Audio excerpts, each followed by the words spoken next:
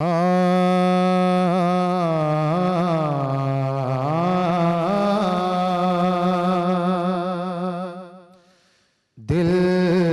उल्फत सरकार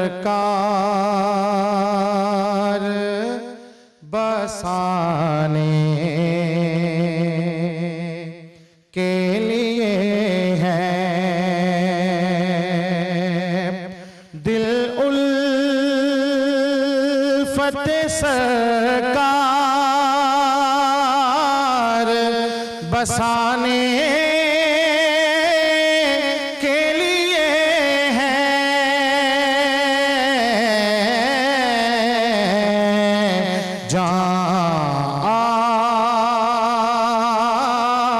आपकी हुर्मत पे लौटाने के लिए है। और दिल कहने लगा करते ही गुंबद का नजारा,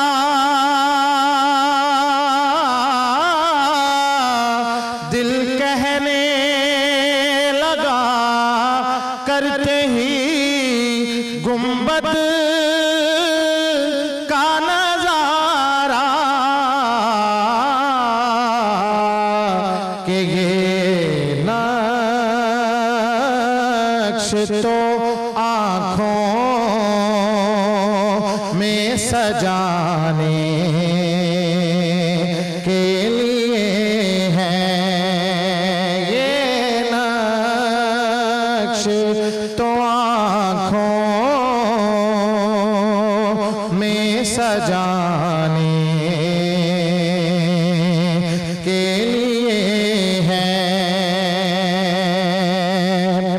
और हम उम्मती उनके हैं तो कैसे रहे महरूम। हम उम्मती उनके हैं तो कैसे रहे महरूम जब उनका करम सारे ज़माने के लिए है। जहाँ आपकी हुर्मत पे लौटाने के लिए है। माशाअल्लाह, सुभान अल्लाह। सैयद अरबाज हुसैन शाह साहब ये खूबसूरत नात रसूल करीम सल्लल्लाहु अलैहि वसल्लम आपके सामने पेश कर रहे थे। इस उम्मीद और दुआ के साथ कि आप खैरियत से हैं जी। खैर रमज़ान का एक और सिलसिला 23 रमज़ानुल मुबारक अल्हम्दुलिल्लाह तकरीबन अपने इख्तिताम की जानिब गामज़न, और मालूम ही नहीं पड़ा किस तरह इतने दिन गुजर गए रमज़ान में आपके साथ साथ। खैर उम्मीद करेंगे कि आज का सिलसिला भी हमारे लिए मुअस्सर रहेगा, हमारे लिए सीखने का ज़रिया रहेगा, और एक पॉजिटिव नोट के ऊपर हम आज के रोज़े का इख्तिताम भी कर पाएंगे। मैं हूँ इमरान हसन और मैं हूँ अरमला हसन। 23वां रमज़ान मुबारक है। आज आखिरी अशरा है। रमज़ान तेज़ी से गुजर रहा है, लेकिन हम कोशिश यही कर रहे हैं कि जितनी रहमतें जितनी बरकतें समेट सकें और आपके साथ मिल के समेट सकें। ट्रांसमिशन सिर्फ ट्रांसमिशन की हद तक नहीं रहती है। हम मुख्तलिफ टॉपिक्स पे तो बात करते हैं, लेकिन उससे हमें बहुत कुछ सीखने को मिलता है। डेफिनेटली हमारे ऑडियंस जो हमें देख रहे होते हैं, जो सुन रहे होते हैं, उनके लिए भी बहुत सारी ऐसी चीज़ें होती हैं जो आपकी गाइडेंस या रहनुमाई का बाइस बन जाती हैं। आज भी जिस टॉपिक के हवाले से हमने बात करनी है वो सातिज़ा को लेकर, क्योंकि जो कौम मिल्लत होती है या एक मुआशरा होता है, इसकी तामीर और तरक्की में एक उस्ताद का रोल जो होता है वो बड़ी इम्पॉर्टेंट होता है। और जो उस्ताद का किरदार होता है, और ज़ाहिर है बच्चों की जो तरबियत करना होता है, उनको तालीम देना होता है, ये सब एक उस्ताद की जिम्मेदारी होती है। और इसीलिए एक मुहज़्ज़ब मुआशरा है वही जो कहने क़याम पज़ीर होता है। तो इसी हवाले से आज हम बात करने वाले हैं। बिल्कुल, और इसमें हमारा मौजू रखने का मकसद महज ये नहीं था कि हम उस्ताद की अज़मत पे बात करें। वो यकीनी तौर पे हमें कहीं ना कहीं किसी न किसी हवाले से खुद हम सबको मालूम है जिस तरह का माहौल एक असातिज़ा के हवाले से बनता जा रहा है, एक तो हमने इसमें असातिज़ा की क्या जिम्मेदारी है, इस पे हमने बात करनी है, चाहे वो स्कूल, कॉलेज, यूनिवर्सिटी, मदरसा, किसी भी लेवल पे असातिज़ा, एक तो हमने इस पे बात करनी है। और दूसरा फिर जो तलबा की जानिब से रिस्पॉन्स है टूवर्ड्स द टीचर्स, इसके ऊपर भी हमने स्पेसिफिक बात करनी है। ये दोनों बड़े अहम नुकात हैं और हमारे मौजूद बहस रहेंगे। और जो हमारी शख्सियात हैं, आज फाज साहब थोड़े से लेट हैं, पार्डन करेंगे हम उनको, लेकिन हमारे साथ नासिर भाई मौजूद हैं, खुद भी उस्ताद हैं माशाल्लाह, पढ़ाते भी हैं, दरस व तदरीस से इनका ताल्लुक भी है, तो एक बेहतर शख्सियत है इस लिहाज से कि हम इनसे इस बारे में जानेंगे। नासिर भाई, थैंक यू वेरी मच। आज तो आपका पसंदीदा मौजू भी है और आपसे मुतल्लिका मौजू भी है। वैसे तो इस्लामी सारे मौजू हमारे अपने, लेकिन ये खास तौर पर चूँकि आपके मामलात इससे ज़्यादा मुंसलिक हैं। और फिर इसके बाद सबसे अहम शख्सियत हमारे शो की, उनके तारुफ के बाद फिर गुफ्तगू शुरू करते हैं। अहमद हमारे साथ मौजूद है। अहमद, अस्सलाम वालेकुम, कैसे हैं आप? वालेकुम अस्सलाम, मैं ठीक हूँ, आप दोनों सुनाइए। अहमद, क्या बन रहा है आज किचन में? आज शवारमा बन रहा है। ओके। शवारमा एक मिडल ईस्टर्न आइटम है हमारी, ठीक है, और किसी भी तारुफ की मोहताज नहीं है शवारमा जो है, और बड़ी इजी रेसिपी है इसकी। और इसकी सारी सॉसेस के साथ मैं आपको बताऊंगा कि किस तरीके से शवारमा बनेगा। और इसकी जगह हम मायोनीज़ नहीं यूज़ करेंगे सॉस में, हम दही के अंदर जो है इसकी सॉस बनाएंगे। और आपको और अहमद, मिडिल ईस्ट में भी इन स्पेसिफिक हम कहाँ का कह सकते हैं कि बेसिकली शवारमा कहाँ, क्योंकि हम पाकिस्तानी तो बहुत खाते हैं अब शवारमाज, और बाहर जाते हैं तो शवारमाज ढूंढ रहे होते हैं।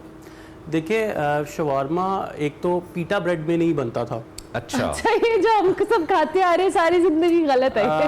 एक गायरो रोल्स होते हैं जिसके अंदर बड़ी पतली सी टोटेला ब्रेड सी वो यूज होती है, ठीक है, वो इसमें स्पेसिफिकली यूज होती है। वो असल शवारमा है, वो असल है, ठीक है। ये जो पीटा ब्रेड है, ये हमें एक चीज मिल गई है। अच्छा, और जाहिर सी बात है, एक सस्ती चीज है, तो हमें ये हमने इसका रिप्लेसमेंट ढूंढा है। ओके, इंशाल्लाह हम टोटेला ब्रेड में आज बनाएंगे।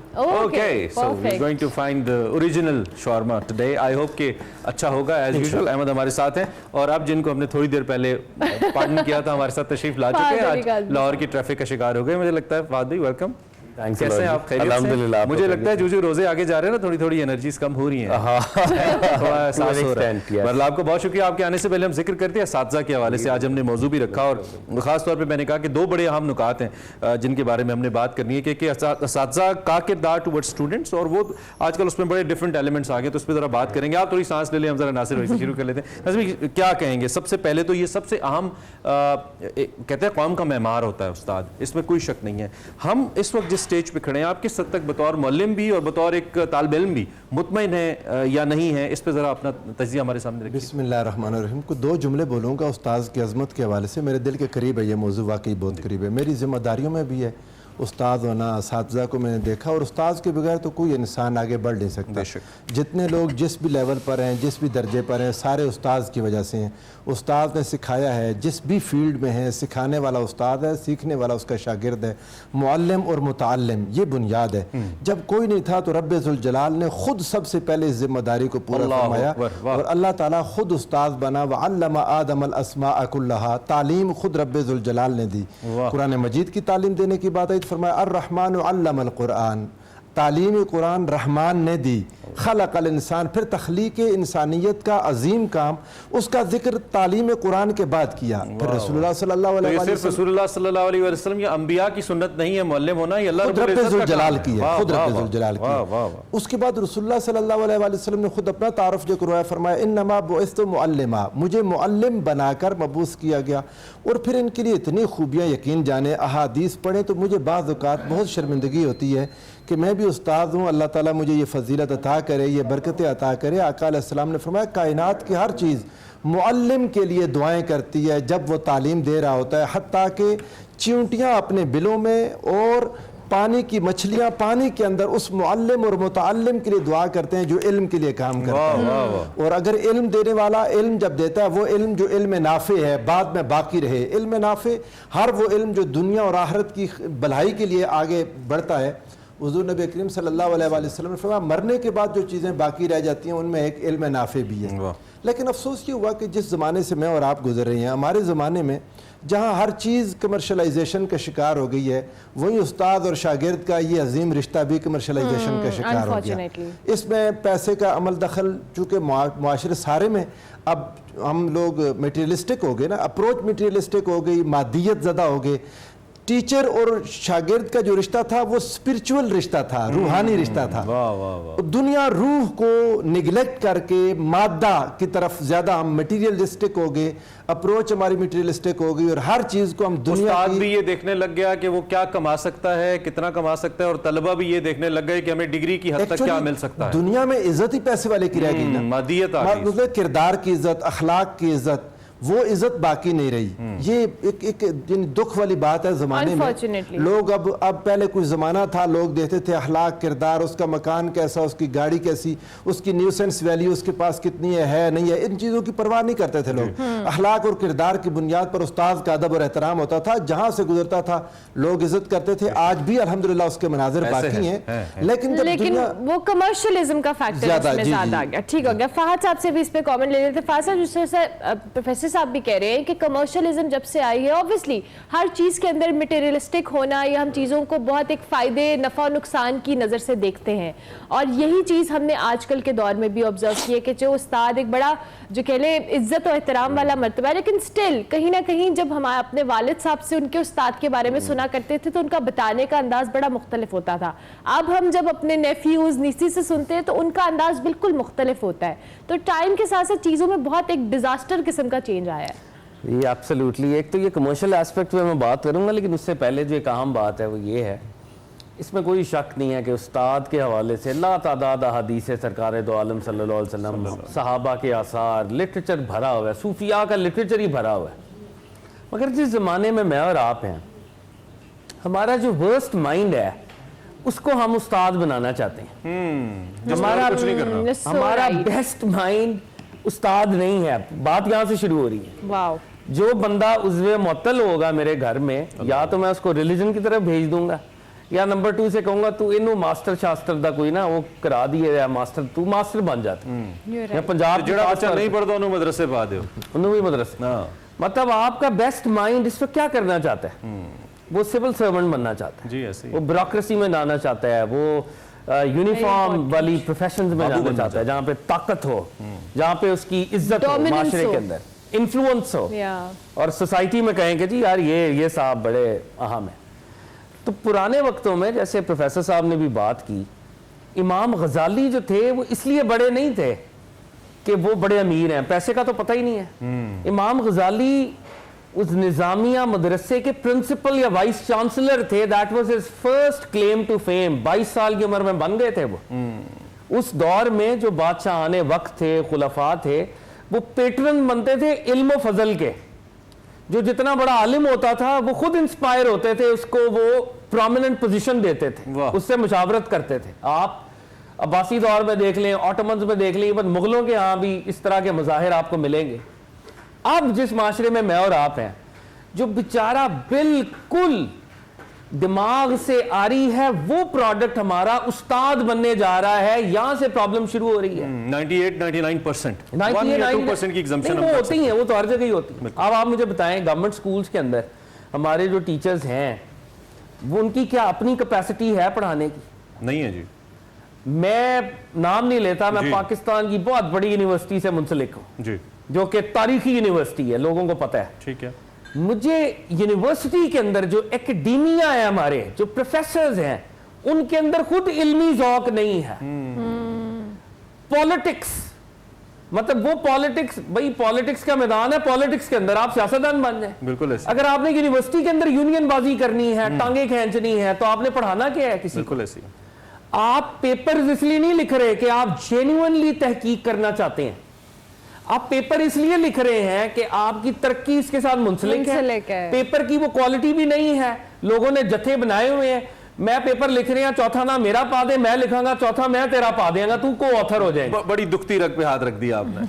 बड़ी दुखती रग पे हाथ रख दिया। जो पीएचडीज हम प्रोड्यूस कर रहे हैं, उनकी क्वालिटी देखें, उनके डिसर्टेशंस देखें। जो एमफिल्स हम प्रोड्यूस कर रहे हैं, उनकी डिसर्टेशंस क्वालिटी देखें। ऐसे।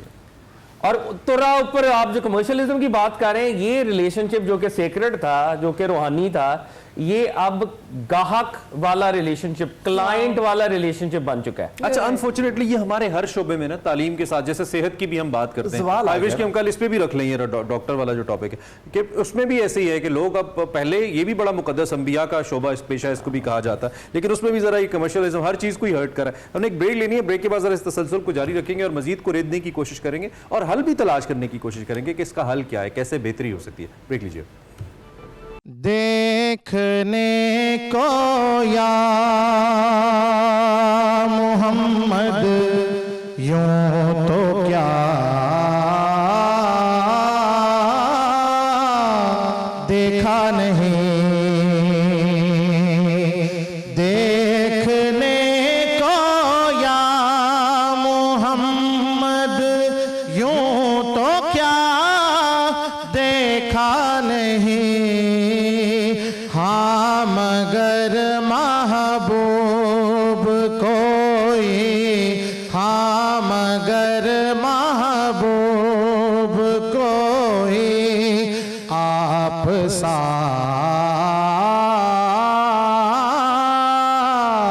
देखा नहीं। और मैं तो कर सकता नहीं जन्नत की बातें शौक से, मैं तो कर सकता नहीं जन्नत की बातें शौक से, वो करे जिसने दया रे, वो करे जिसने दया रे, मुस्तफा देखा नहीं। और देख कर महराज में कहते थे जिब्रील अमी, देख कर महराज में कहते थे जिब्रील अमी, यूं किसी को भी करीबे, यूं किसी को भी करीबे किबरिया देखा नहीं। माशाअल्लाह, सैयद अरबाज हुसैन शाह नात खां एक दफ़ा फिर अपने खूबसूरत अंदाज में खूबसूरत सी नात करीम, नात रसूल करीम पेश कर रहे थे। और इस प्लेटफॉर्म के ज़रिए वैसे हमारी ये भी कोशिश होती है कि कुछ नए नात खां भी आपके सामने लाए जाएँ, ताकि वो भी एक तो अपना इजहार अक़ीदत कर पाएँ और उसके साथ साथ ये भी है कि एक सवाब का भी सिलसिला है, वो भी डेफिनेटली ज़रूर मिलता है। तो आका करीम कबूल फरमाए हमारी ये जो कोशिश है, हम जो करते रहते हैं। अपने मेहमानों की तरफ बढ़ते हैं। बहुत अहम मौजू और बहुत अहम नहज पर यह मौजू पहुँच गया था। हम अभी ऑफेयर भी इनफेक्ट काफ़ी बारीक बीनी से इसका जायज़ा ले रहे थे। फात साहब और नासिर साहब दोनों का चूँकि ताल्लुक तालीम से है, पढ़ने से तो है ही, लेकिन पढ़ाने से है, तो वो जो इस सिस्टम के अंदर पेचीदगियाँ उस पर ज़रा हम डिस्कस करते। फात भाई, कुछ बड़े इंपॉर्टेंट इशूज़ आप ऑफेयर भी हमें बता रहे थे, मैं चाहूँगा जो भी आप मुनासिब समझे ज़रा उस पर ऑनर भी बात करें कि जो खराबियाँ एक तो क्या क्या हैं, ख़ास तौर पर हायर एजुकेशन लेवल के ऊपर जो आप फील करते हैं या आपने देखी हैं, और फिर मैं चाहूँगा थोड़ा सा हम इसके सोल्यूशन पर भी बात करें। क्या कोई सोल्यूशन निकल सकता है या वही दायरों का सफ़र है जो हमने करते रहना है? अल्लाह करे दायरों का सफ़र ना हो, लेकिन लग यही रहा है कि दायरों का सफ़र है और हम घूमते रहे। कोलू का बैल नहीं होता, we are back to square one, हो ही रहा है। मेरे ख्याल में एक बड़ा मैसिव स्ट्रक्चरल रिफॉर्म करने की ज़रूरत है। जैसे आपके यहाँ मुकाबले का इम्तिहान होता है, आप मुकाबले के इम्तिहान टाइप एक इम्तिहान स्कूल लेवल पे भी और यूनिवर्सिटी लेवल पे भी जिन्होंने टीचर बनना है उनके लिए बनाएं। स्ट्रक्चरल तब्दीलियां लेकर, स्ट्रक्चरल अपॉइंटमेंट के अंदर, भर्ती के अंदर, ठीक है, यानी उसका मयार जरा ऊंचा करें ना जो आप इनटेक ले रहे हैं। फिर उनके पर्क्स भी वैसे ही हों। जैसे आप किसी सिविल सर्वेंट को, अगर एक शख्स 18 ग्रेड में वो यूनिवर्सिटी में एज लेक्चरर जा रहा है, तो 18 ग्रेड का जो डिप्टी कमिश्नर है उसको देखें और इस लेक्चरर को देखें, कितना जमीन आसमान का फर्क है। बिल्कुल। उसकी माशरे के अंदर वो न्यूसेंस वैल्यू नहीं है जो डिप्टी कमिश्नर की है। बिल्कुल ऐसी। लेकिन अगर हम अपने उस्ताद को भी वैसे एम्पावर करें, अच्छी इनटेक लेके आए, और कमर्शियलिज्म क्यों कैसे खत्म होगा? आपने उसकी सैलरी मार्केट बेस्ड करनी है। ऐसा नहीं हो सकता कि सैलरी उसकी कम हो और वो लोगों को देखता रहे। उसको आपने कहीं ना कहीं फाइनेंशियली एम्पावर करना है, फिर आप उससे एक्सपेक्ट करेंगे अब मैं तुमसे एक्सपेक्ट करता हूं वैल्यूज, अब मैं तुमसे एक्सपेक्ट करता हूं एथिक्स, अब मैं तुमसे एक्सपेक्ट करता हूं कटिंग एज रिसर्च, अब करो रिसर्च करके दिखाओ मुझे। तो जब आप वो जो वर्स्ट माइंड है, फाइनेंशियली भी बेचारा वीक है, लोअर तबके से आ रहा है, एकदम वो किसी जगह पे पहुंचेगा तो एक्सप्लॉइट भी करेगा, उसकी एथिक्स भी उस तरह की नहीं होंगी, वैल्यूज में भी कमजोर होगा, एकेडमिकली भी कमजोर होगा, एकेडमिकली भी, और फिर वो आगे क्या डिलीवर करे, वो डिलीवर भी नहीं करेगा। तो कैपेसिटी को भी एड्रेस करें, अच्छे कैपेसिटी वाले बंदे अपॉइंट हो, उनके पर्क्स उस तरह से हो जैसे दीगर सरकारी इदारों में आप पर्क्स देते हैं, उनकी प्रेस्टीज बनाएं कि ये पंजाब यूनिवर्सिटी का प्रोफेसर है, ये यूनिवर्सिटी ऑफ कराची का प्रोफेसर है जी, रोक दे सड़कें, दे प्रोटोकॉल उसको, फिर वो डिलीवर करेगा। और this should come from the highest level, I believe, highest level, massive structural reform. अच्छा प्रोफेसर, जिस तरह से अभी फहद साहब भी कह रहे हैं कि दूसरी जानिब हम, इन्होंने जहां से बात का आगाज किया था कि हमारे यहाँ जब कुछ नहीं हो रहा होता तो हम कहते हैं जी इसको उस्तानी बना दो या इसको स्कूल में डाल दो, और अभी मैंने खुद भी ऑब्जर्व किया कि स्कूल्स के अंदर जो बेसिक, जो कि एक मॉन्टेसरी लेवल पे बच्चे की ट्रेनिंग होनी होती है, वो एक FA पास लड़की कर रही है या एक मैट्रिक पास लड़की कर रही है या एक उस्ताद की आवाज़ जो भी बात कर रहे हैं। तो जब ग्रास रूट लेवल से एक बच्चे की ट्रेनिंग या काउंसलिंग उस तरह की नहीं हो रही, तो फिर बड़े होकर हम कैसे एक्सपेक्ट कर सकते हैं कि वो बच्चा बहुत एक्सेप्शनल परफॉर्म करेगा? अच्छा, मैं मज़े की बात है, मैं यही सोच रहा था कि आम तो शाह जी तो यूनिवर्सिटी लेवल की बात कर रही हैं, मैं अपने मोहल्ले में मस्जिद के इमाम साहब को सोच रहा था जी, और अपने प्राइमरी स्कूल में जो मॉन्टेसरी लेवल पर जो टीचर काम कर रहे हैं मैं उनको सोच रहा था। बहुत ज़्यादा टीचर, अच्छा मज़े की बात यह है कि जो आम हमारे गली मोहल्ले में जितने स्कूल नज़र आ रहे हैं, इंडिविजुअल्स ने शुरू कर दिया काम, ये काम रियासत का था, किसी इंडिविजुअल के ज़िम्मे कौम की तालीम का काम हो नहीं सकता।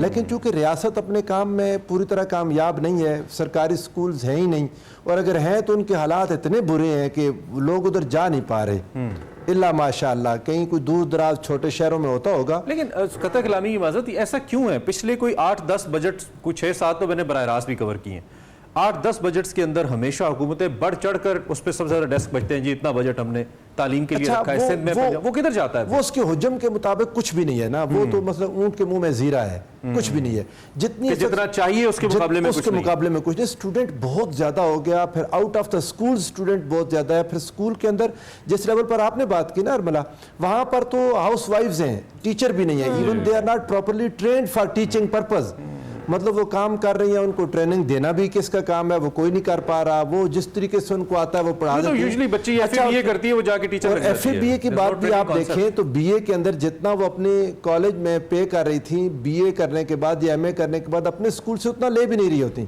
लेकिन वो अपने काम के लिए बेचारे कोशिश कर रहे हैं। इवन देन हमारी सोसाइटी में जितनी कोई तालीम का काम है यही लोग कर रहे हैं, हमें इन्हें अप्रिशिएट करना होगा, एट द एंड किसी न किसी लेवल पर इनको अप्रिशिएट करना होगा कि ये अगर बिल्कुल काम रुक जाए, बिल्कुल ही रुक जाए तो जाहिर है फिर तो कुछ हो ही ना। हम सारे जो प्रोडक्ट हैं, आप बैठे हैं यहाँ पर, मैं बैठा हूँ, या आगे मजीद लोग आए जा रहे हैं अल्हम्दुलिल्लाह, तो इन्हीं असातिज़ा से आ रहे हैं, कहीं ना कहीं काम हो रहा है। एक बड़ा अहम नुक्ता है, मेरे पास वक्त कम है, जरा फाद भाई इस पे मैं आपसे चूंकि भी बात होती है, नासिर भाई की भी इस पे इंटेक लूंगा। ये जो एक तो फाइनेंशियल मैटर्स हैं, एक मोरल मामलात हैं, इखलाकी तौर पर असातिज़ा का करप्ट होना, ये इतना अलार्मिंग है, और जब ये केसेस सुनते हैं तो कलेजा मुंह को आता है कि अच्छा ऐसे हो रहा है कि असातिज़ा एक्सप्लॉइट कर रहे हैं अपने टीचर्स को, अपनी स्टूडेंट्स को, खासतौर पे फीमेल स्टूडेंट्स को।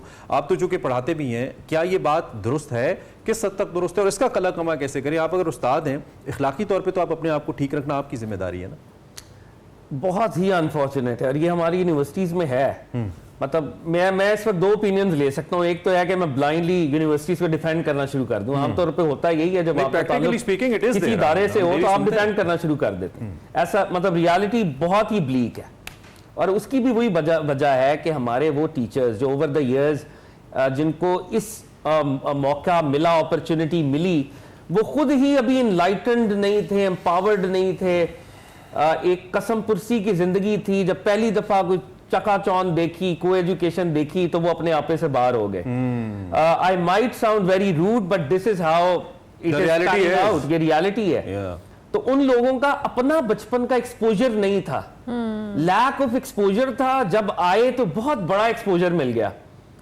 तो एक बंदा जो पहले से एक्सपोजर लेके आता है ना, उसको पता है कि मैंने लाइंस कहां पे ड्रॉ करनी है। मेरी दोस्तियां खवातीन के साथ हो सकती हैं, मगर वो ये मौका नहीं है। यहां पर मैं रूहानी बाप बन के आया हूं। वाह वाह। यहाँ पे जो फैमिलीज हैं वो जिन्होंने अपनी बेटियों को भेजा है, वो मैं भी उनका रूहानी बाप हूं, वो मेरी भी, उन्होंने they have handed over their daughters to me and they are my daughter also, और एटलीस्ट माय सिस्टर। ये मॉरल कॉम्पस ना उनके अंदर है नहीं, असल में वो मॉरल कॉम्पस टूट चुका हुआ है, और वो जो थी भी वो भी खत्म हो रही है फाद वो भी साहब। अब बिल्कुल। भी अनफॉर्चुनेटली इतने हम ऐसे प्रोफेसर या ऐसे टीचर्स के बारे में सुनते हैं जो शायद हम अपनी जिंदगी में इमेजिन भी नहीं करना चाहते। एब्सोल्युटली। और बहुत से प्रोफेसर ऐसे हैं कि पूरी सर्विस गुजार देते हैं, सबको पता होता है कि ये फिल्थ वाला मामला चल रहा है यहाँ पे, लेकिन क्योंकि वो इतने ताकतवर हो चुके हैं, इदारों के सरबराह बन चुके हैं। वेस्ट कैसे इसको मेंटेन करता है? वेस्ट में देखें जीरो हमारी तो रवायात ज्यादा वेस्ट हैं, हम में- तो मुसलमान भी हैं, हम तो सोशल स्ट्रक्चर की भी बात करते हैं। Then how does West maintain this whole? ये देखें ना, आयरनी वाली बात है कि हम वेस्ट की जो पिक्चर बार पेंट करते हैं वो एक और है। वेस्ट में 1% या 0.01% भी ऐसा केस रिपोर्ट हो जाए तो आप बाहर हैं, और यही Zero लॉज है। tolerance। जरा इसको लिंक करेंगे दोबारा, क्विक ब्रेक लेनी है, ब्रेक लेते हैं जी, वापस आते हैं पॉइंट टॉपिक। खैर रमज़ान में आपको एक बार फिर से खुश आमदीद। गुफ्तगू हो रही थी जी उस्ताद के हवाले से कि माशरे के अंदर किस तरह से रोल प्ले किया जाना चाहिए और क्या क्या ऐसे फ्लॉज हैं जो ओवरऑल एक सिस्टम के अंदर मौजूद हैं जिससे ये सारी चीज़ें इतनी कंट्रोवर्शियल हो रही हैं दिन ब दिन। आप चूँकि प्रोफेसर साहब भी हमारे साथ मौजूद है, प्रोफेसर साहब भी फाद साहब भी बात कर रहे थे कि हमें जो चेंजेस लाने हैं अनफॉर्चुनेटली उसको कहीं से तो स्टार्ट करना है, चाहे वो यूनिवर्सिटीज़ हो, कॉलेज हो या स्कूल हो। लेकिन हमारी जो ओवरऑल स्टेट का एक सिस्टम है वो भी इसकी तरफ इतनी खातिर खा तवज्जो नहीं दे रहा, चूंकि हम तालीम को सेकेंडरी के तौर पे देखते हैं, ना कि हम उसको प्राइमरी के तौर पे देखा जाए। एक्चुअली यही सबसे बड़ा मसला है ना कि हम लोग डिस्कस कर सकते हैं, प्रॉब्लम को हाईलाइट कर सकते हैं, but we have nothing to do कि हम कर क्या सकते हैं। ये रियासत का काम है। तालीम में बेसिकली समझता हूँ कि एजुकेशन और हेल्थ दोनों इंडिविजुअल के हाथ में इस तरह नहीं दी जा सकती कि वो खुद अपने आप फैसले करे, खुद ब खुद फैसले करे, टीचर का लेवल भी खुद डिटरमिन करे, उसके बाद फ़ी भी खुद डिटरमिन करे, फिर खर्च क्या करना है वो भी अपनी मर्ज़ी से करे। ये चीज़ें नहीं होनी चाहिए रियासत को। लेकिन अगर रियासत को इस चीज़ की फ़िक्र हो तो है ना, रियासत इस चीज़ की तरफ आगे बढ़े, उन्हें पता हो कि तालीम कितनी ज़रूरी है, एजुकेशन कितनी ज़रूरी है, फ्रॉम द वेरी बिगनिंग, बुनियाद से लेकर यूनिवर्सिटी लेवल पर फिर हायर एजुकेशन तक आपने कैसे लेके चलना है इसको। अभी तक हम तो अपने करिकुलम में फंसे हुए हैं, हमसे निसाब ही नहीं फाइनल होता। कभी एक गवर्नमेंट आती है निसाब को इस तरह कर देती है, दूसरी आती है उस तरह कर देती है, फिर बच्चों को नंबरों के खेल में ऐसा फंसाया नंबर हासिल करने। बच्चे सुबह स्कूल्स में जा रहे हैं, शाम को एकेडमीज में जा रहे हैं, बच्चों की कोई एक्टिविटीज़ नहीं रह गई हैं, बच्चों की कोई स्टडीज़ नहीं रह गई हैं, पढ़ने का शौक बच्चों के असातिज़ा में भी नहीं रह गया। वो मुताला करें, पढ़े, सीखें, देखते रहते हैं जी बैठे। हाँ बैठे, वो ये हमने कर दिया। और फिर लेकिन देखें ना, वही बात में जहाँ से स्टार्ट लिया था, पैसे की इतनी शदीद ज़रूरत है ज़िंदगी गुजारने के लिए। इस महंगाई के दौर में अगर कोई तालिब इल्म उस्ताद से वक्त लेता है तो उस्ताद उससे एक्सपेक्ट करता है कि ये मुझे कुछ देगा, मुझे फीस दे। अच्छा, एक बड़ा अहम नुक्ता है फाद भी, आप इसका जवाब दे दें कि जो हमारे वालिदैन हैं उनका भी एक बहुत बड़ा बेचारों का मसला ये होता है कि जब वो बच्चे को लेके जा रहे हैं स्कूल में डालने या कॉलेज में डालने, उनको ये नहीं पता कि वो किस किस्म के, वो या तो वर्ड ऑफ माउथ पे जाएंगे, आपने कह दिया कि कॉलेज अच्छा है, इतने पा दो बच्चे नू, स्कूल अच्छा है, या मैं अक्सर हमारे गाँव देहातों में कहते हैं फलाने स्कूल की पढ़ाई बड़ी अच्छी है तो उधर डाल दें बच्चे को। तो उनके लिए क्या गाइडलाइंस हैं? वालिदैन किन मेयारात को मद्देनजर रखें और फिर उसके बाद फैसला करें कि मेरे बच्चे को यहाँ पे जाना चाहिए, चाहे कोई स्कूल है या मदरसा है, वो क्या बेसिक पॉइंट्स हो सकते हैं? देखिए, वो मेयारात तो यही हैं कि ऐसी जगह पे भेजें जहाँ पे वाकई तरबियत का कोई पहलू हो। लेकिन क्वाइट ऑनेस्टली जो परसेप्शन है इदारों की और जो रियलिटी है इदारे की, ये दो ऑपोजिट डायरेक्शन में खड़े हैं। अब लाहौर की हम बात करें, यहाँ पे बहुत से ग्रामर स्कूल्स भी हैं, वहाँ के टीचर्स बहुत अच्छे हैं, they are being paid heavily, उनको बहुत अच्छा पैसा मिलता है, बहुत ज़्यादा ज़बरदस्त। मगर उधर एक और तरह की प्रॉब्लम है, वो ड्रग्स के डेन बने हुए हैं सारे। वहाँ पे वेस्टर्न रिचुअल्स इस तरह से आ चुके हैं कि लगता ही नहीं है कि बच्चा अभी इस्लाम से इसका कोई ताल्लुक भी है। और ये these drugs are the new cool। Drugs हैं, कॉन्सर्ट्स हैं, हेलोइन्स हैं, यानी वो सारे वेस्टर्न रिचुअल्स जो शायद बाहर भी ना होते हैं वो यहाँ पे हो रहे हैं। और बच्चा जो है शदीद आइडेंटिटी क्राइसिस का शिकार हो गया। You're right. मैं हूं पाकिस्तानी, मैं हूं मुसलमान, नाम के साथ मेरे मोहम्मद हसन लगा हुआ है, लेकिन मैं सारी वो चीजें फॉलो कर रहा हूं जिनका मेरे साथ कोई ताल्लुक ही नहीं है, हेविली वेस्टर्नाइज्ड। तो अब जहां पर अट्रैक्शन भी तो बहुत है ना बच्चों के लिए, जहां पर बेस्ट एजुकेशन है भी, मतलब वैसे बच्चे के ग्रेड्स आएंगे, वो ओ लेवल्स में वर्ल्ड डिस्टिंक्शन लेगा, ए लेवल में वर्ल्ड डिस्टिंक्शन लेगा, लेकिन अब पेरेंट्स को ये फैसला करना है कि आप अपने बच्चे को डिस्टिंक्शन वाला तो बना रहे हैं, वो कल को बहुत अच्छी जगह लग भी जाएगा, प्लेसमेंट भी हो जाएगी, लेकिन क्या वो अच्छा मुसलमान और पाकिस्तानी बन रहा है, क्या उसके अंदर वो even a good human being, और वो ह्यूमन बीइंग बन रहा है दैट सेंस। तो ये सारे मतलब बहुत मेजर लेवल का। साहब इसमें एक और पॉइंट भी तो है ना कि अगर ये बच्चे इन स्कूल्स में जा रहे हैं और यू आर राइट कि ये वेस्टर्न सारी चीज़ों को अडेप्ट भी कर रहे हैं, but at the end of the day आप पेरेंट्स जो अपने बच्चे को अच्छी एजुकेशन दिलाना चाहते हैं वो भी तो उस कश्मकश का शिकार है कि गवर्नमेंट स्कूल्स में उस लेवल की एजुकेशन है नहीं। होम स्कूलिंग दोनों एक्सट्रीम्स है ना, गवर्नमेंट स्कूल में बिल्कुल लोअर लेवल पे काम है और इधर बहुत हाई है। यहाँ पे पेरेंट्स जो है ना हमारे, उनकी भी तरबियत होने वाली है। पेरेंट्स खुद भी ये चाहते हैं कि ये बच्चों से हमारी 6 घंटे जान छूटे जरा। हम अपनी लाइफ के अंदर ना, हमारी किटी पार्टीज हैं, हमारी अपना एक सोशलाइजेशन का सर्कल है। जब आप माँ या बाप बन गए हैं ना, तो अब आपका बच्चा आपकी प्राइम रिस्पॉन्सिबिलिटी है। यस, बच्चे ने वैल्यूज जो है ना वो घर से भी सीखनी है और घर से ही सीखनी है। इनफैक्ट ये बहुत अहम नुकता। अगर बच्चे पर पेरेंट्स इन्वेस्ट कर दें अपना वक्त, तो फिर वो ग्रामर स्कूल जाए या सरकारी स्कूल जाए, फिर वो प्रोडक्ट बनेगा किसी और दर्जे का। लेकिन अगर पेरेंट्स गाफिल है ना, आप उसको चीफ्स कॉलेज भेज दें, बेस्ट कैडेट कॉलेजेस भेज दें, आप बेस्ट ग्रामर स्कूल्स भेज दें, वो रिजल्ट नहीं मिलेगा। अच्छा, अभी तक के जो हमारे दावे हैं, आप बस आप जवाब दीजिए, अभी तक जो हमारे दावे हैं, हमारी नई चीफ मिनिस्टर आई हैं, उन्होंने भी बड़ा दावा किया कि हम ट्रेनिंग्स बेहतर करेंगे। पिछले जो हमारे प्राइम मिनिस्टर थे खान साहब, उन्होंने भी कहा कि हम सेम करिकुलम लेके आएंगे और इस पर बड़ी तवज्जो देंगे। टीचर्स ट्रेनिंग, यहाँ पे कुछ दिन पहले हमारी एक मुलाकात हुई, वज़ीर तालीम आए हुए थे, उनसे हमने यही बात की कि आप कम से कम जो हमारा करिकुलम है, इसके साथ साथ जो असातिज़ा की ट्रेनिंग है, this is the most important thing जिस पर तवज्जो की ज़रूरत है और नहीं दी जा रही। आप एक मुअल्लिम के तौर पर, और आप एक स्कूल भी रन करते हैं अपना, किन बेसिक ज़रूरियात को आप समझते हैं कि वो होनी चाहिए, चीज़ें ठीक होना शुरू हो जाएंगी स्टेट की सतह पे भी और बतौर खुद एक मुअल्लिम की? देखिए, मैं आपको एक बात बताऊं, उस्ताद को बुनियादी तौर पर तो समझ आनी चाहिए कि ये जो स्टूडेंट्स हैं उसके पास, ये वालिदैन या उनका हेड उससे पूछे न पूछे, ये अल्लाह और उसके रसूल की अमानत है। उसके पास क्लास में बैठे हुए उन बच्चों को उसने सिखाना है, उन बच्चों को उसने तालीम हासिल करने के लिए इंस्पायर करना है बुनियादी तौर पर। उस्ताद का काम, हमारे यहाँ तो एक है ना, वो मीडियोकर सा टीचर है जो सिर्फ बताता है बच्चों को, या कुछ उससे थोड़े बेहतर टीचर्स हैं जो एक्सप्लेन कर देते हैं, या उससे कुछ ज़्यादा अच्छा टीचर है जो डिमॉन्स्ट्रेट कर देता है, बस इससे आगे नहीं है हमारे पास। लेकिन एक जो आला दर्जे का टीचर है, उसका काम है इंस्पायर करना, बच्चे में इल्म का शौक पैदा कर देना। ये या वालिदैन ने करना है या उस्ताद ने करना है। हम अपनी डायरी में अपने हीरो के तौर पे, अपने आइडियल के तौर पे अपने किसी एक उस्ताद का नाम लिखा करते थे। हाँ, हमें वो वाले उस्ताद बहुत पसंद है। और आप अंदाजा नहीं करें, ऐसा नहीं, आपको मैं आप बताएं, आप अपना मजमून याद करें जो अपने बेस्ट टीचर पर याद, he is BA B.Ed, he is BA B.Ed। अब M.Phil सारे छोटे से छोटे टीचर स्कूल्स में असातिज़ा मास्टर्स किए हुए M.Phil PhDs हैं, बट वो कैफियत जो हमें चाहिए है, जिसकी हमें ज़रूरत है, जिसको हम आगे फैलाना चाहते हैं कि वो बच्चों को इंस्पायर कर सकें इल्म के हुसूल के लिए, बच्चों के अंदर से शौक बेदार करें, वो चीज़ नहीं आ रही ना। वो नहीं है। तो अच्छा, उसमें यही है कि हमें गवर्नमेंट को ये काम करना पड़ेगा, जो लोग एजुकेशन के मैदान में आते हैं उनको ये चीज़ फील करनी पड़ेगी कि हमने आने वाली नई नस्ल को सिखाना है, ताकि कल ये चीज़ इन बच्चों की जो इनको हम तालीम इम्पार्ट कर रहे हैं, नॉलेज दे रहे हैं, ये हमारी आखिरत का भी ज़रिया बन जाए, ये हमारी कब्र में भी सुकून का ज़रिया बन जाए।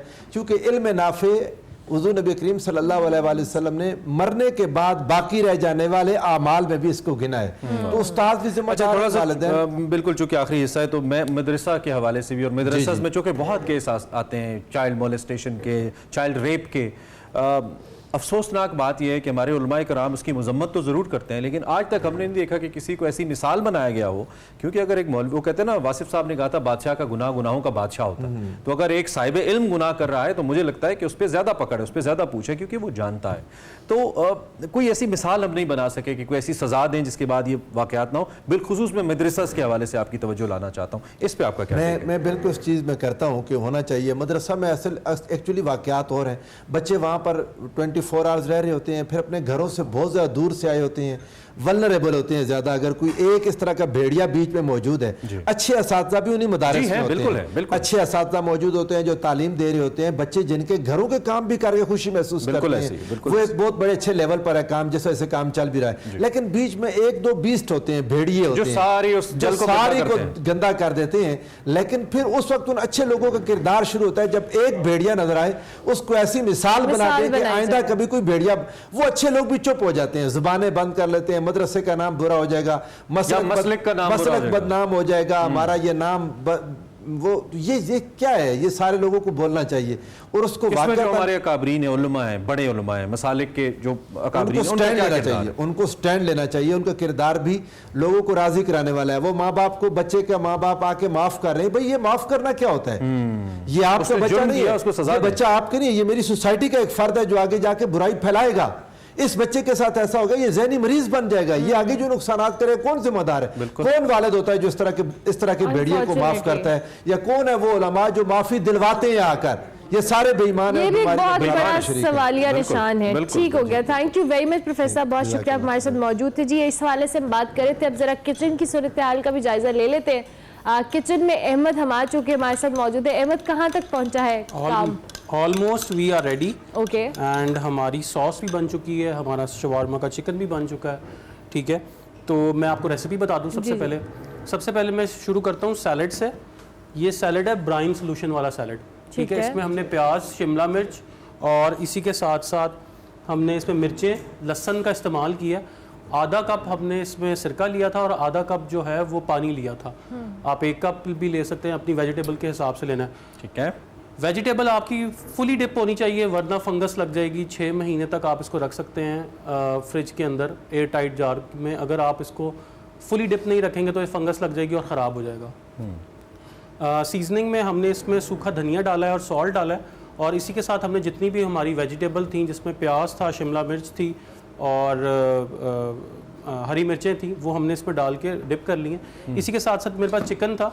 चिकन मैंने जो है इसकी प्रिपरेशन की है क्रीम और दही में। इसी के साथ साथ इसमें गार्लिक पाउडर और जिंजर पाउडर मैंने लगाया। ठीक है, लगाने के बाद इसको मैंने ऑलिव ऑयल, डालडा के ऑलिव ऑयल के अंदर, क्योंकि डालडा जो है वो 80 सालों से माओ का इत्तेमाद है, कभी भी अपनी हेल्थ पे क्वालिटी पे कॉम्प्रोमाइज़ नहीं करता। ठीक है, और जहाँ मबदा वहाँ डालडा। ठीक है, अच्छा, इसी के साथ मैंने ये चिकन और ये इसकी बेस लगा ली है, और ये है थोम सॉस, इसको शवारमा सॉस भी कहते हैं। और ये बड़ी इंपॉर्टेंट है। अच्छा, ठीक है, हाँ, ये पाई भी जाती है हर किसी। लोग इसको मायोनीज से बनाते हैं, लेकिन मैंने आज इसमें हेल्दी रखते हुए इसको दही से बनाया है। अच्छा, अगर मैंने इसमें 10 टेबल स्पून दही ऐड किए हैं तो 1 टेबल स्पून मैंने इसमें मायोनीज का ऐड किया। ठीक है, एक लाइट सी जो है वो खटास देने के लिए मैंने इसमें लेट्स सपोज अगर आपने 5 शवारमास के लिए बनानी है तो उसमें क्वांटिटी क्या रखेंगे सॉस को बनाने के लिए? तकरीबन 10 टेबल स्पून हम जो हैं वो दही रखेंगे। वो भी पानी निकला हुआ, आप मलमल के कपड़े के अंदर पानी वो दही डाल लें, उसकी क्रीम जो है बेसिकली, उसकी जो क्रीम है वो निकल आएगी और जो पानी है उसका निकल जाएगा। ठीक है, आपने वो पानी यूज नहीं करना, वरना जो है वो वाटरी हो जाएगा और आप फिर जो है वो प्रॉब्लम में आ जाएंगे। ठीक है, इसी के साथ हमने गार्लिक यूज किया है, इसमें ऑरिगानो यूज किया है, ब्लैक पेपर यूज किया है और थोड़ा सा सिरका यूज किया है। ठीक है, ये यूज़ करके हमने ब्लेंडर में इसको अच्छे तरीके से ब्लेंड किया है। ब्लेंडर में ब्लेंड करने के बाद इसका आपके पास टेक्सचर आ जाएगा। इसका अगर आपने ऑथेंटिक फ्लेवर लेना है तो कम से कम आप गार्लिक को ब्लेंड होने के बाद कोई 3-4 घंटे बाद इसको यूज़ करें, ताकि अच्छे तरीके से वो सॉस के अंदर इन्फ्यूज हो जाए। ठीक है, ये हमारी पास सॉस आ गई थी और ये मैंने सॉस लगा के पूरा बेस पे और रेडी किया हुआ। इसके ऊपर चिकन भी लगा दिया। ये सॉस मैं इसके ऊपर दोबारा लगाऊंगा। ये आप देख सकते हैं बिल्कुल मायोनीज की तरह क्रीमी सॉस है। राइट, ठीक है, और इसी में मैं ऊपर से ऑलिव्स ऐड करूंगा। ठीक है, अच्छा जी अहमद, जैसे जैसे रेसिपी हमें बता भी रही, रेसिपी कार्ड आपकी टीवी स्क्रीन पर है, क्वांटिटी उसके अंदर मेंशन है, आपको जो जो रिक्वायर्ड चीज़ें हैं वो भी जरा बंद होता दिखाए ना यार, आप रेसिपी कार्ड बाद में दिखाइए जरा इसको। Yes, this is important. ये देखें। अच्छा, इसके चिकन में मैं आपको एक टिप देता चलूं। इसमें एक बड़ी इंपॉर्टेंट सी टिप है।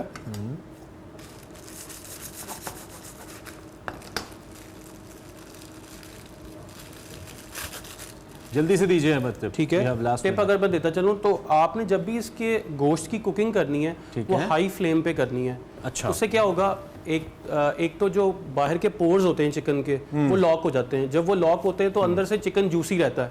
जब भी हम उसको स्लो हीट पे पकाते हैं तो पहले उसका पानी निकलता है, फिर हमारा गोश्त पकना शुरू होता है। जब वो पानी निकल के गोश्त पकना शुरू होता है, जो अंदर वाले फाइबर्स होते हैं वो बिल्कुल बहुत सख्त हो जाते हैं। ठीक है, इसीलिए आप अगर इसको फौरन से हाई हीट के ऊपर रखेंगे और साथ साथ पकाते जाएंगे तो इसका चिकन बहुत सॉफ्ट बनेगा। और ये एक शवारमा कितने में पड़ा? आप हमें मतलब की बात बताएं। एक शवारमा बाहर से तो हमें पता है कितने का मिलता है। घर में तकरीबन अगर आप इसको हेल्दी वे में बड़ा करके 200 से 250 ग्राम में बनाएंगे तो ये आपको 120 से 50 रुपए में पड़ेगा। 120 से 150, जो कि बाहर से डबल क्वांटिटी में 300-350 का मिलता है बाहर से। अरे वाह, कम खर्च बाला नशी। हमने एक ब्रेक लेनी है। आई होप आपको शवारमा पसंद आया होगा। हम खाते हैं, आप ब्रेक लीजिए, हम आते हैं।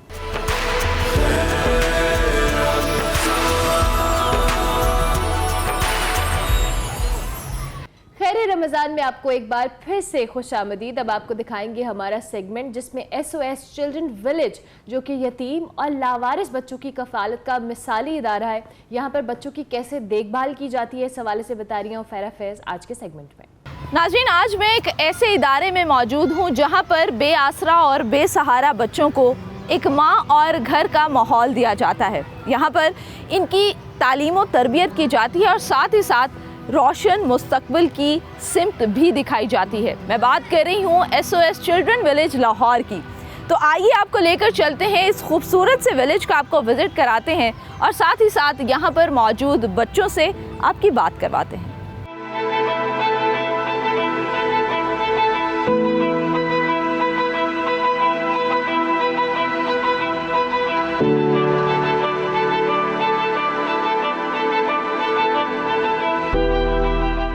अस्सलाम वालेकुम, कैसी हैं मैम?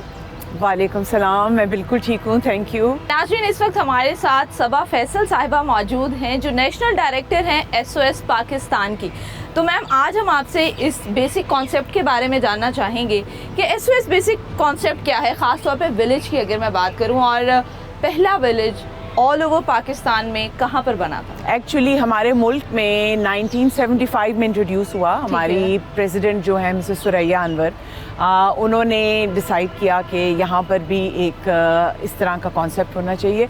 बट ये स्टार्ट हुआ सेकेंड वर्ल्ड वॉर के बाद, जब बहुत सारे ऑर्फन बच्चे हो गए, उनके पेरेंट्स फौत हो गए वॉर में, तो उधर से ये कॉन्सेप्ट आया। ऑस्ट्रिया में एक यंग मैन था, हर्मन माइनर, उसने ये डिसाइड किया, उसने देखा कि जब बहुत सारे बच्चे ऑर्फन हो गए हैं तो अब मैं क्या करूं इनके लिए।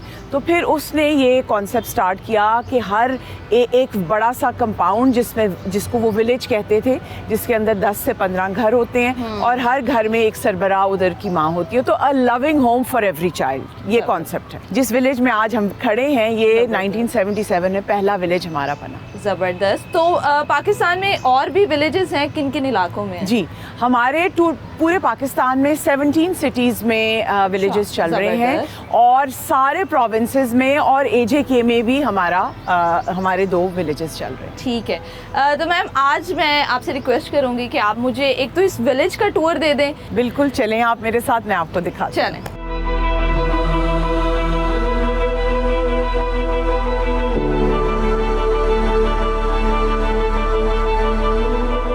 अस्सलाम वालेकुम। अस्सलाम वालेकुम।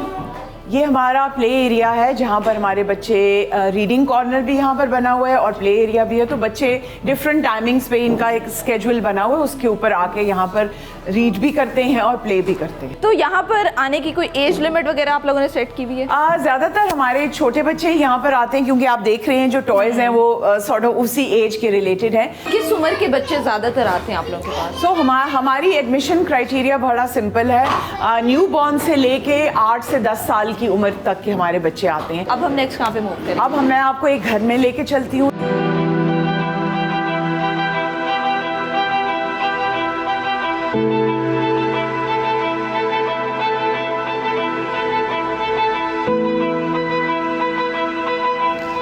अस्सलाम वालेकुम। Hello boys. वालेकुम सलाम।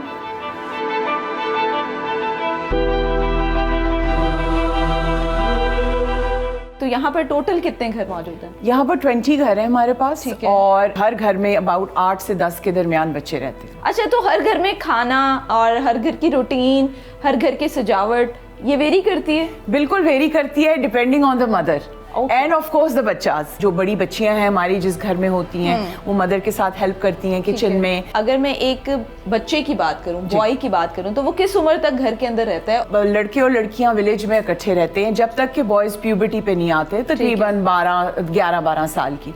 उसके बाद उनका एक सेपरेट घर होता है जो हम ओल्डर बॉयज का घर होता है विलेज में ही। ठीक है। उसकी भी जो मदर होती हैं वो जरा सीनियर मदर होती हैं, तो 1 साल के लिए बॉयज को हम उस घर में, ट्रांजिशनल होम उसको कहते हैं, उसमें हम उनको ट्रांसफर कर देते हैं। 1 ईयर वो यहाँ रह के उसके बाद वो यूथ होम में चले जाते हैं जहाँ पर ओल्डर बॉयज होते हैं। सो पैटर्न हमारा ये होता है। उनको क्या प्रोफेशनल ट्रेनिंग्स दी जाती हैं ताकि बड़े होकर वो अपने पाँव पर खड़े हो सकें, इंडिपेंडेंट बन सकें?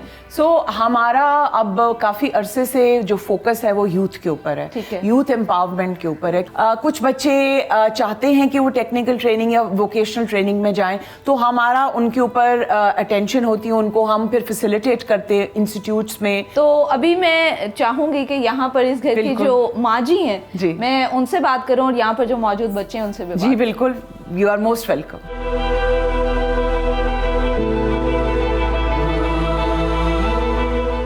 अस्सलाम वालेकुम माँ जी, कैसी हैं आप? वालेकुम सलाम जी, मैं ठीक हूँ। आप? माँ जी मुझे ये बताएं कि कितना अरसा हो गया आपको SOS विलेज में आए? मुझे 40 है। 40 साल हो गए आपको? जी, 100 बच्चे मैं पाल चुकी हूँ, उनकी परवरिश कर चुकी हूँ। मैं नानी दादी 100 बच्चा आप पाल चुकी हैं? पाल चुकी हूँ, और नानी दादी हूँ मैं। नानी दादी भी हैं? और खुश हूँ मैं अपनी जिंदगी में, और पिछला मैं भूल गई हूँ माशाल्लाह। आपको मिलने आज भी आए हुए हैं मेरा। अच्छा, आए हुए? नवासा पोता, आगे उसकी बहू, जबरदस्त, और बेटा बहू भी सब आए हुए हैं। मुझे पता नहीं कि मैं फैमिली में रह रही हूँ, यही मेरी फैमिली है, यही सब कुछ। तो नाज़रीन अभी हम चलते हैं और इस घर में जो बच्चे हैं जो शरारतें कर रहे हैं, मुझे आवाज़ें भी आ रही हैं, आई थिंक अपने कमरे में मौजूद हैं, तो वहाँ चलते हैं और वहाँ चल के उन बच्चों से बात करते हैं।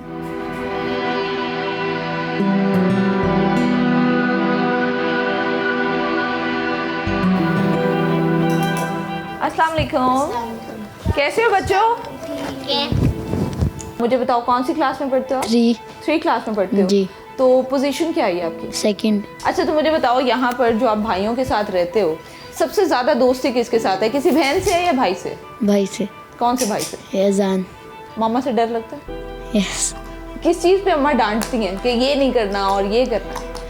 जब हम वो उनको तंग करें, जब वो गन पिलाएं तब वो डांटती हैं। फिर ना पिलाया करो जी।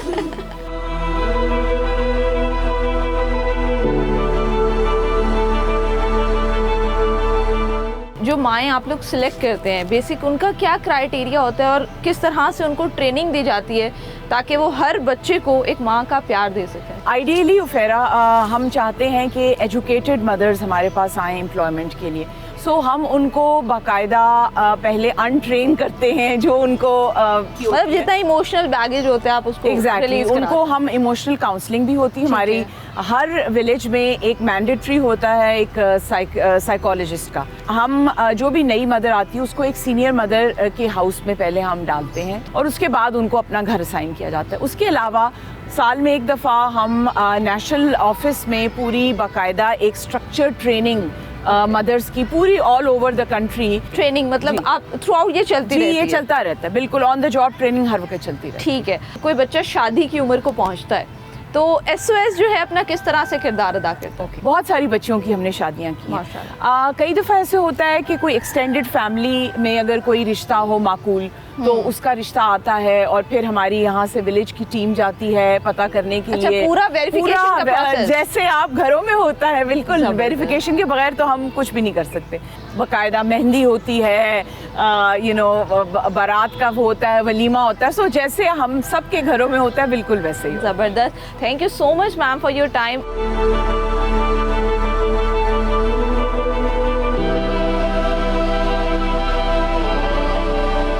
SOS चिल्ड्रन विलेज एक मॉडल इदारा है।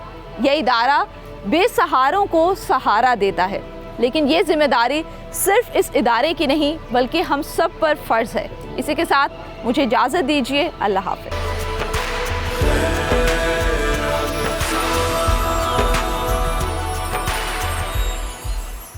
अब आपको दिखाते हैं हुंजा का एक ऐसा इलाका जिसके सहरा को जंगल में तब्दील किया जा रहा है, और ये कैसे तब्दील हो रहा है, उसके साथ साथ यहाँ पे बच्चे और ख़वातीन शजरकारी में कैसे हिस्सा ले रहे हैं। प्रोग्राम का आखिरी हिस्सा है, हमने आपको ये सेगमेंट दिखाना है और उसके साथ ही चाहनी आपसे इजाजत। बिल्कुल, हम आपसे कल मिलेंगे। हमारी तरफ से अल्लाह हाफ़िज़। अल्लाह हाफ़िज़।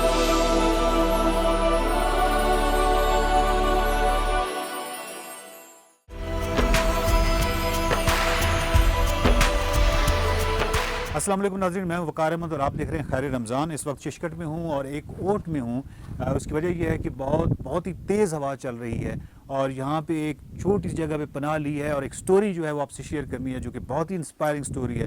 जिस वक्त आप विजुअल्स देख रहे हैं, यहाँ पे ये जो डेजर्ट आप देख रहे हैं, इस डेजर्ट में बहुत सारे बच्चे आपको नज़र आ रहे हैं, बहुत सारी ख़वातीन आपको नज़र आ रही हैं, लोग नज़र आ रहे हैं। और वो तमाम लोग क्या कर रहे हैं, वो प्लांटेशन कर रहे हैं, वो शजरकारी कर रहे हैं। और जो शजरकारी है वो यहाँ पर इस कदर मोहब्बत से की जाती है। यकीनन ये सर्वाइवल का भी इशू है, उनकी ज़रूरत भी है, लेकिन उसके साथ जिस मोहब्बत से ये दरख्त लगाते हैं और पूरी की पूरी जो कम्युनिटी है वो किस तरीके से उसमें पार्टिसिपेट करती है, ये जो विजुअल्स हैं, ये जो चीज़ें हैं, ये जो मनाजिर हैं, ये देखने से ताल्लुक़ रखते हैं। और यहाँ पे जो शिशकट है, यहाँ पे बहुत तेज़ हवाएं चलती हैं और उन तेज़ हवाओं की वजह से, और यहाँ पे क्योंकि अताबाद झील जो है यहाँ से तकरीबन स्टार्ट होती है और ये तमाम जितना भी है ये डेजर्ट है और मुकम्मल एक सहरा का मंजर पेश करता है। और जब हवा चलती है तो बहुत ज़्यादा मिट्टी उठती है। और इसी जगह पे प्लांटेशन का एक मकसद जो है वो ये भी है कि किसी भी तरीके से इस मिट्टी पे भी काबू पाया जाए, क्योंकि बहुत सारी बीमारियों की भी ये वजह बन रही है। लेकिन असल जो चीज़ है वो ये है कि जिस वारफ्तगी के साथ और जिस मोहब्बत के साथ ये लोग इस वक्त प्लांटेशन कर रहे हैं, ये जो शजरकारी कर रहे हैं, ये कमाल है। और शजरकारी के हवाले से यही है कि ये जो भी ये काम मोहब्बत से होता है, क्योंकि आपने सिर्फ दरख्त लगाने नहीं होते। इस वक्त जो आप विजुअल्स देख रहे हैं, आप देख रहे हैं कि बहुत सारे दरख्त जो हैं वो लगाए जा रहे हैं, लेकिन यहीं पे जो मुख्तलिफ सिविल सोसाइटी के अरकान हैं, मुख्तलिफ जो लोग हैं, वो इसका टेक केयर करेंगे। वो रोज़ाना या हर दूसरे दिन जाके देखेंगे, ख़वातीन देखेंगी। बिल्कुल एक बच्चे की तरह जो है वो दरख्त की परवरिश करनी होती है, उसकी निगहदाश्त करनी होती है। और इसी वजह से गिलगित बल्तिस्तान में जितने भी प्लांटेशन के प्रोजेक्ट्स हैं, जितने भी फॉरेस्ट हैं, जितना भी किसी भी जगह पे आप किसी भी कोने में चले जाएं तो कहीं पे भी आपको नाकामी की कहानी कहीं नज़र नहीं आएगी। दूसरी तरफ हम कई डाउन में जब हम देखते हैं, अपने मुख्तलिफ सूबों में देखते हैं, तो वहाँ पे इस तरह की चीज़ें भी होती हैं कि मतलब वर्ल्ड रिकॉर्ड की खातिर आपने 1 लाख दरख्त लगा दिया या इस तरह का चीज़ें होती हैं। लेकिन उसके बाद 1 हफ़्ते या 2 हफ़्ते के बाद जब हम वहाँ पे मंजर जाके देखते हैं तो वो बहुत ही और तरह का मंजर होता है। दरख्त जो है वो बहुत ज़्यादा केयर मांगते हैं। और गिलगित बल्तिस्तान में जब भी हैं, एज ए टूरिस्ट जब भी हैं, तो यहाँ पे जो महकमा फॉरेस्ट है और जो महकमा जंगलात है वो अब ये भी कर रहा है कि जितने भी टूरिस्ट हैं वो भी आके अपने नाम का एक दरख्त यहाँ पे लगा सकते हैं। तो ये बड़ी खूबसूरत बात होगी। मेरा ख्याल है कि यहाँ पे जब भी आप आएँ तो बजाय इसके कि आप बहुत सारे लोग वॉल चॉकिंग करके चले जाते हैं, वॉल चॉकिंग की सूरत में अपनी शनाख्त न छोड़िए, एक खूबसूरत अच्छा फ्रूट ट्री लगाइए और इस तरह अपनी शनाख्त छोड़िए। और रमज़ान मुबारक के इस खूबसूरत और मुक़द्दस महीने में ये वो अखलाकियात के सबक हैं, ये बहुत बुनियादी सबक हैं, ये कोई ऐसी चीज़ नहीं है। और दरख्तों के हवाले से किस कदर ताकीद की गई है, शजरकारी की ताकीद की गई है।